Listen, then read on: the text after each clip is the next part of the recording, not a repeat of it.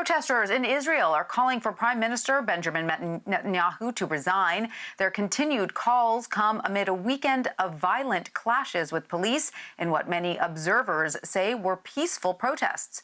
Police arrested a dozen protesters and tried to remove many more from the Prime Minister's home in Jerusalem early Sunday morning. On Saturday, thousands of protesters called for him to resign while he awaits trial for corruption charges. They're also unhappy with his handling of the pandemic. Israeli media estimates about 15,000 people protested outside of Netanyahu's home, holding signs reading, quote, "Crime Minister." I want to bring in CBS News foreign correspondent Imtiaz Tyab, who joins me now from London. Welcome, Imtiaz. So Netanyahu is blaming the media for these protests. Why is that?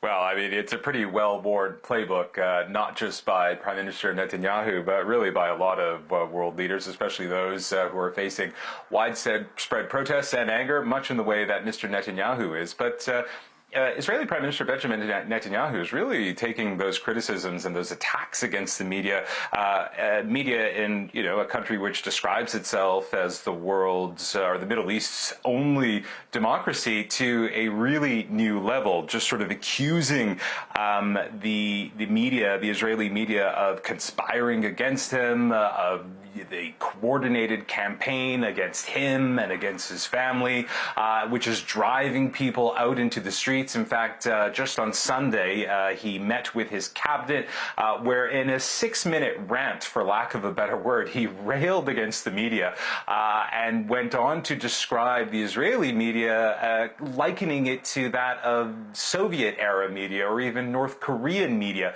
saying that the criticisms that are being lobbed against him are false, are wrong, and again, just spewing this anger and hatred towards the media.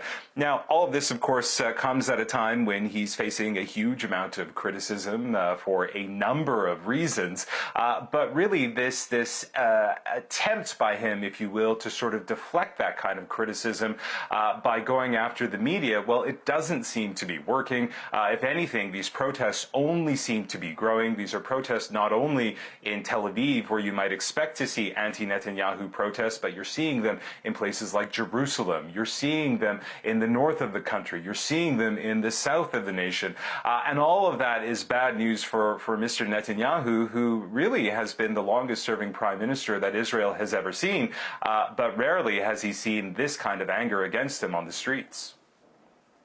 And Imtiaz, these protests over the weekend may have been some of the largest to date, but they're certainly not the first. Can you remind us when these protests began in earnest and what sparked them? Yeah, these are certainly not the first protests, but they are getting very, very big. And, I've been covering Israel for a very long time. I've lived there for a number of years, have really only reported on the country with Mr. Netanyahu as prime minister. Like I said, he's been Israel's longest-serving prime minister. But these protests feel different. Back in 2011, we saw huge protests, specifically in places like Tel Aviv, where over 1 million people went out to the streets to protest against the cost of living. But that was 2011.